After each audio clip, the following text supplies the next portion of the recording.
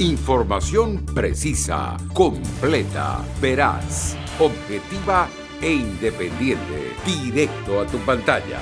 Radio Caracas Radio presenta Voz de América.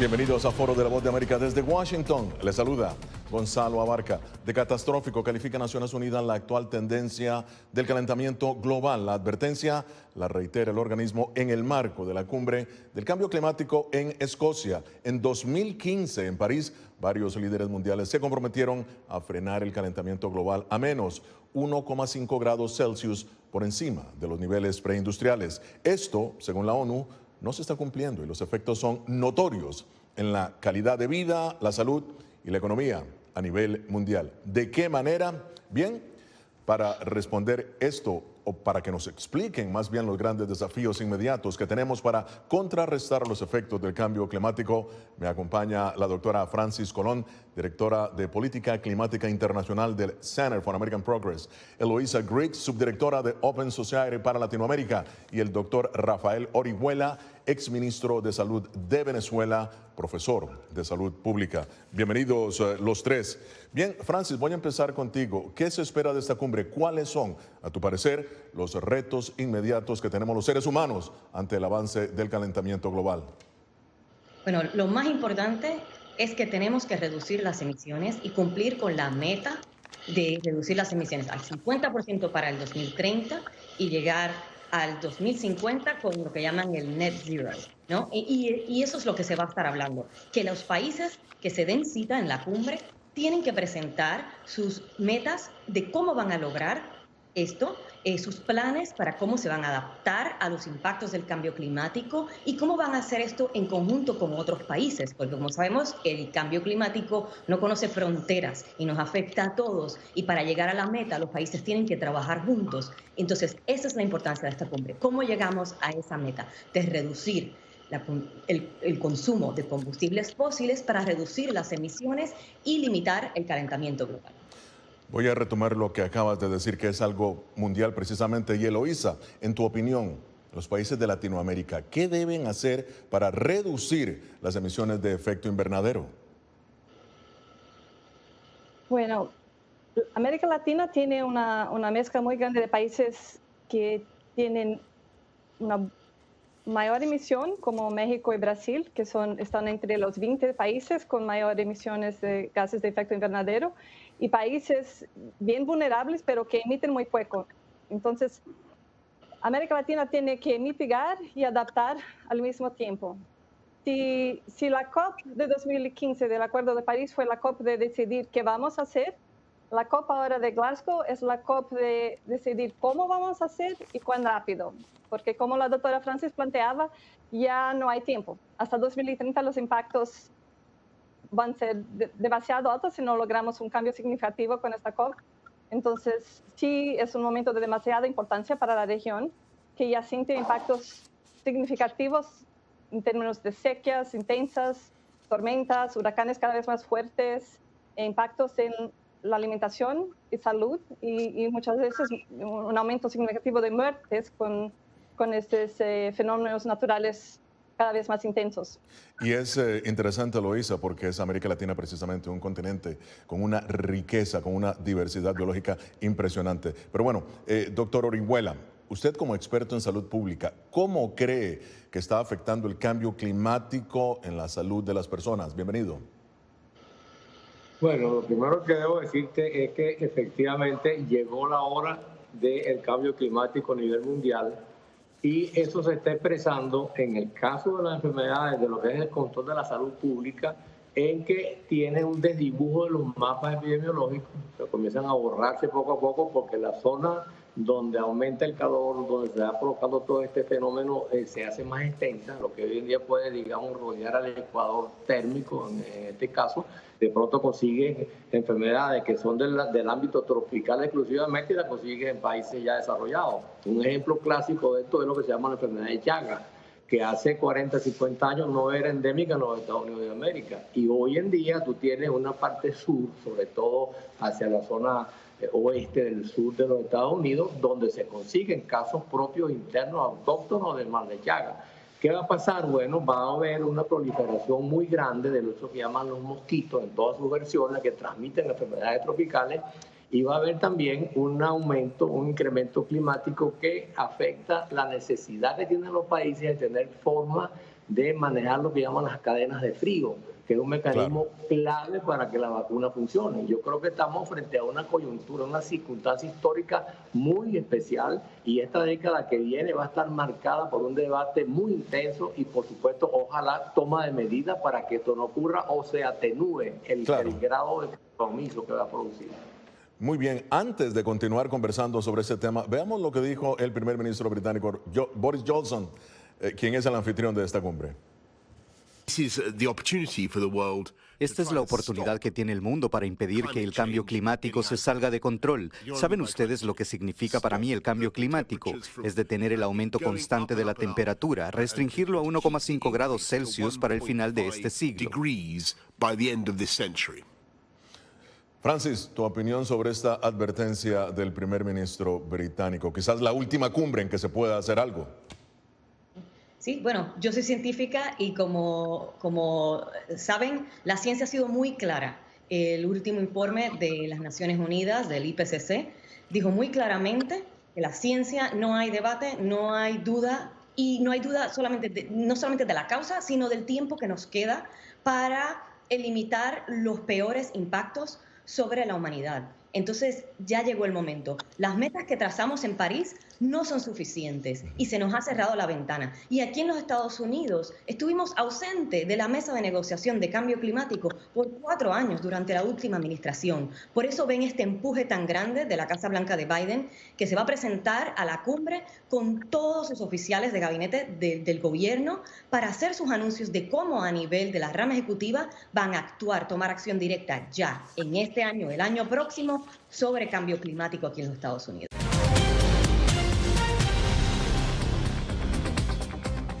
Continuamos en Foro de la Voz de América. El cambio climático está aumentando la frecuencia e intensidad de las olas de calor. Esto según un reciente informe del Chatham House. La organización calcula que mundialmente desde el siglo pasado la mortalidad relacionada con el calor ha aumentado en más de un 50% entre los ancianos. Solo en el 2018 fallecieron 296,000 personas debido a las altas temperaturas. Y bien, ¿qué dicen nuestros expertos? Continúa con nosotros la doctora Francis Colón, directora de Política Climática Internacional del Center for American Progress, Eloisa Griggs, directora adjunta de Open Society para Latinoamérica, y el doctor Rafael Orihuela, exministro de Salud de Venezuela, profesor de Salud Pública. Doctor Orihuela, enfermedades pulmonares, cáncer de la piel, muertes por la intensidad de las olas de calor. ¿Cuál es, rápidamente, el cuadro sanitario que está emergiendo debido al cambio climático? Bueno, además de lo que tú has señalado, que es muy importante, el tema central, en mi juicio, es que ese calor creciente va a provocar un aumento terrible de la densidad, de la cantidad de mosquitos transmisores de enfermedades a nivel mundial. Y hay grandes endemias, grandes epidemias que no son controlables. Por ejemplo, la malaria, el dengue, el ébola, y así como ese, por lo menos 12 enfermedades de origen viral que proliferan sus transmisores en materia de falta, digamos, de control. Ahora, eso, cuando uno lo ve hacia adelante, lo más probable es que no tengamos chance de éxito en campañas de saneamiento ambiental, porque no es posible que eso logre erradicar estos mosquitos transmisores. O sea, que habría que pensar entonces en vacunas y reforzar el frente de vacunas con una gran fortaleza, con muchos especialistas, con muchos expertos, para tratar de ganarle esta batalla a estas enfermedades que son muchas veces mortales. Yo creo que por ahí es el camino y, por supuesto, estar pendiente de lo que sería la atención de la salud pública y el control de estas endemias desde el punto de vista de la acción de insecticidas, pero creo que por allí no es el camino. El camino es la perfección de las vacunas para lograr que haya un control eficiente de este problema, por lo menos en estos próximos 10 años. Ahora, Eloisa, Latinoamérica con su riqueza ecológica sirve, llamémoslo como un pulmón para el mundo, principalmente en la Amazonía. ¿Qué está sucediendo con esta región? Y, de nuevo, puntualmente, ¿qué puede sugerir? ¿Menos consumo de plástico, más consumo de alguna otra fuente de energía? Tu opinión, por favor. Sí, tienes total razón. Es impresionante lo cuánto América Latina y el Caribe contribuyen en términos de los bosques primarios, donde representan casi 60% de todos los bosques primarios que están en el mundo todavía, están en América Latina y Caribe. Entonces, esto es sumamente importante para lograr llegar a las metas del Acuerdo de París, en el sentido de que es un sumadero de carbono crítico para el planeta. Desafortunadamente, sigue siendo muy alta la deforestación en la región. América Latina y el Caribe, la principal fuente de gases de efecto invernadero es uso de suelo y deforestación, que representa 35%. Esto es muy distinto del resto del mundo, donde energía generalmente es la mayor fuente de gases de efecto invernadero. Entonces, para la región, el tema de los bosques y cómo protegerlos es sumamente importante.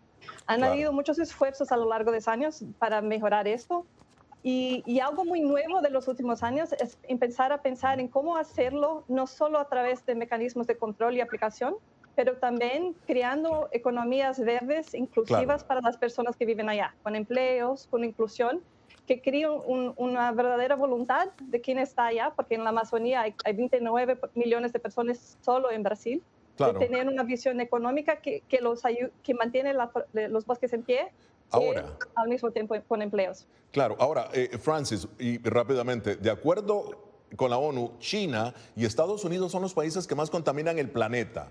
¿Cómo pueden estos países entonces pedir sacrificios a las naciones en desarrollo, como lo está hablando Eloísa, América Latina, por ejemplo, cuando China y Estados Unidos son los mayores generadores de contaminación?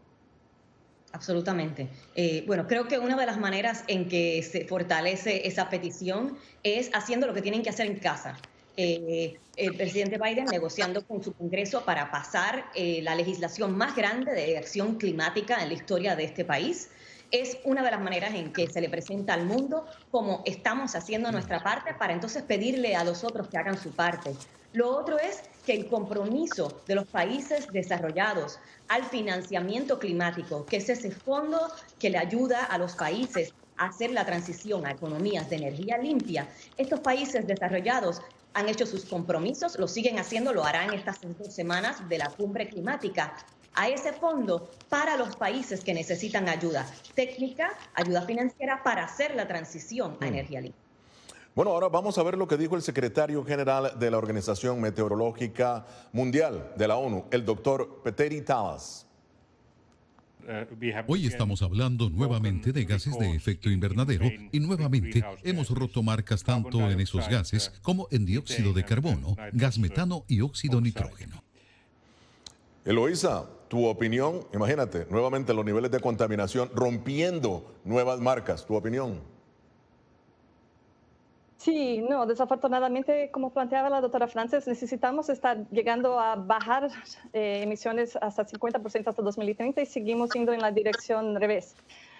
El tema que planteaba ahora la doctora Frances sobre financiamiento climático es sumamente importante para la región. América Latina y el Caribe han contribuido muy poco de las emisiones a nivel global y realmente China y Estados Unidos han contribuido la gran mayoría, ¿no? A lo largo de la historia, Estados Unidos es responsable por 25% de todas las emisiones. Entonces, un tema muy importante del Acuerdo de París fue justo el financiamiento y los países todavía no han llegado a las metas que han comprometido en términos de financiamiento. Es muy positivo lo de la administración Biden ahora haber comprometido doblar esta asistencia, ¿no? Para llegar a $11 billones hasta 2024. Y creo que hay una oportunidad para la región de hacer esta asistencia de la misma manera que se está pensando políticas de clima dentro de Estados Unidos, con inclusión, con empleos, en un enfoque en las comunidades más afectadas, que son temas sumamente importantes en América Latina, de traer esta mirada de justicia climática para la asistencia en la región.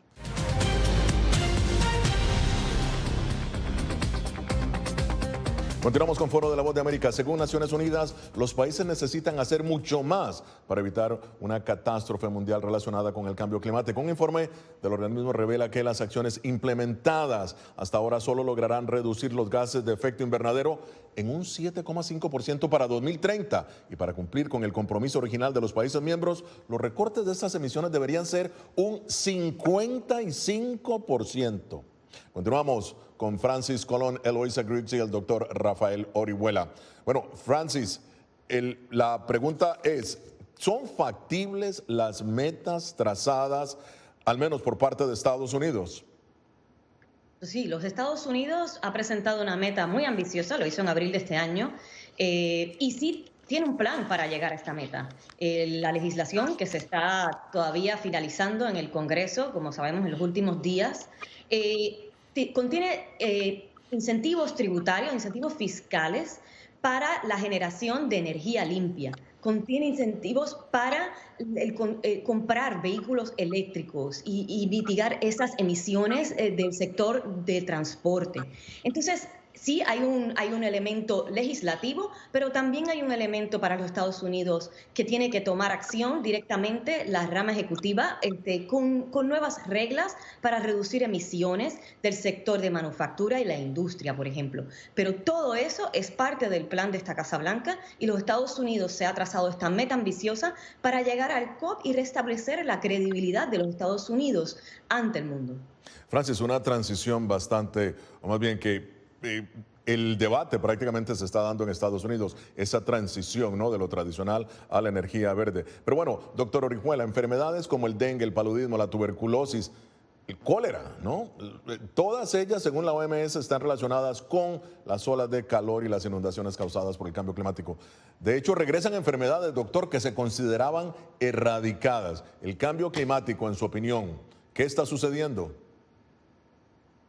Bueno, efectivamente eso, cuando se desdibujan los mapas epidemiológicos, cualquier cosa puede ocurrir en cualquier país del mundo.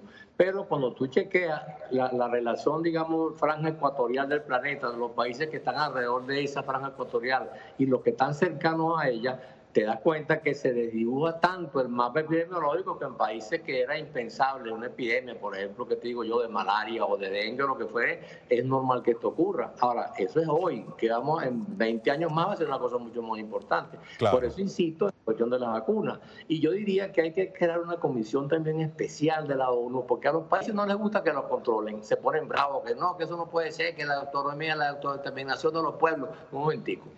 El caso chino hay que estudiarlo como tal, porque la depredación ambiental de este capitalismo que se ha definido como salvaje en China opera en las colonias, opera sobre todo en África. Y hay un deterioro terrible del ambiente producto de la explotación minera sin ningún tipo de medida de control.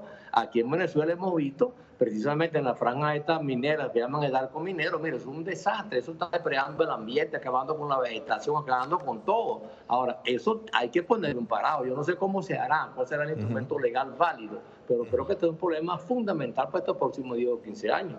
Ahora, Francis, bueno, además del panorama que está presentando el doctor Orihuela, ¿qué se debe hacer, en tu opinión, en el día a día? El ciudadano común, estamos hablando de políticas gubernamentales, si se quiere, pero el ciudadano común, ¿qué debe hacer para contribuir a que el cambio climático precisamente llegue a tener, por lo menos a final de siglo, un control? ¿Tu opinión? Bueno, creo que el ciudadano común en su día a día tiene que considerar que estos cambios son cambios de sistemas, cambios de economía. Vamos a tener que cambiar nuestro comportamiento individual, de seguro, a uno más verde, más limpio, pero también las acciones que tomamos como comunidades y como países, eligiendo líderes que pongan el cambio climático, la justicia ambiental como prioridad es muy importante, porque el momento en que en las democracias elegimos los líderes, los que toman decisiones, es el momento donde estamos dando el voto a favor, por ejemplo, de la acción climática a nivel global. Y tenemos que vernos como una comunidad global y que lo que estamos presentando ante el mundo, los que van a tomar decisiones son las personas que nos van a proteger de, como dice el doctor Orihuela, de estas pandemias, de estas crisis de salud pública, de los desastres naturales, y todo esto lo vamos a lograr cuando tomemos cartas en el asunto de cómo elegimos los líderes que nos van a llevar a ese foro mundial.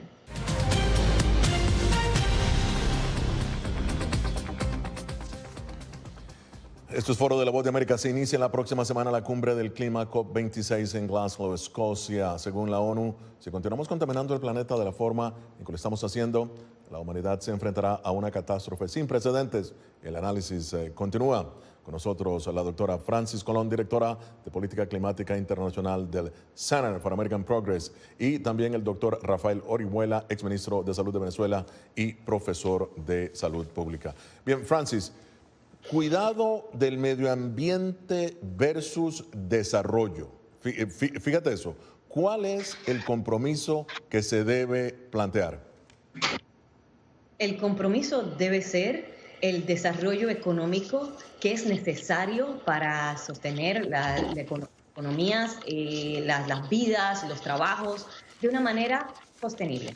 Y tiene que ser un compromiso de ambos, de no hacer las cosas como las hacíamos antes, depredando el ambiente, como decía el doctor, sin concientización del valor de los ecosistemas y de lo que nos suplen en servicios y necesidades.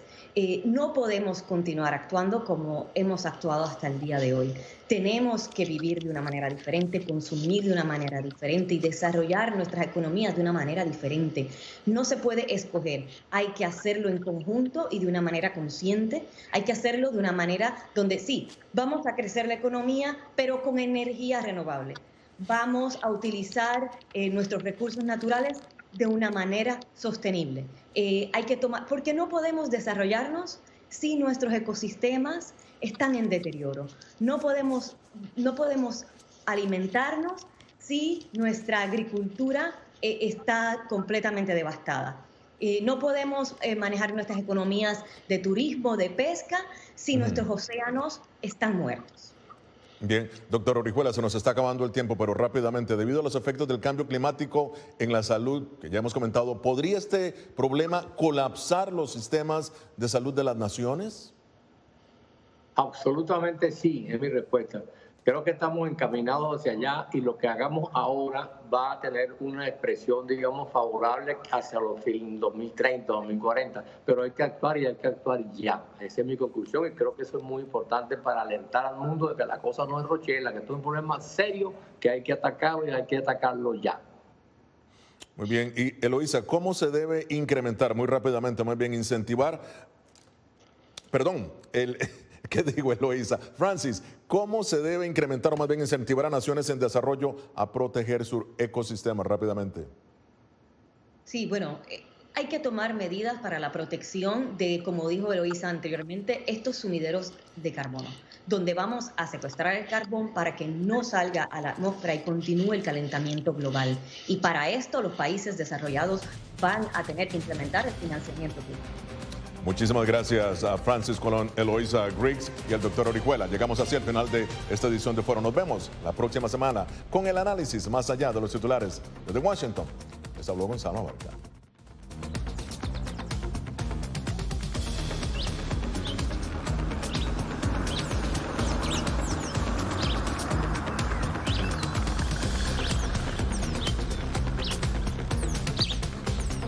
Información precisa, completa, veraz, objetiva e independiente. Directo a tu pantalla.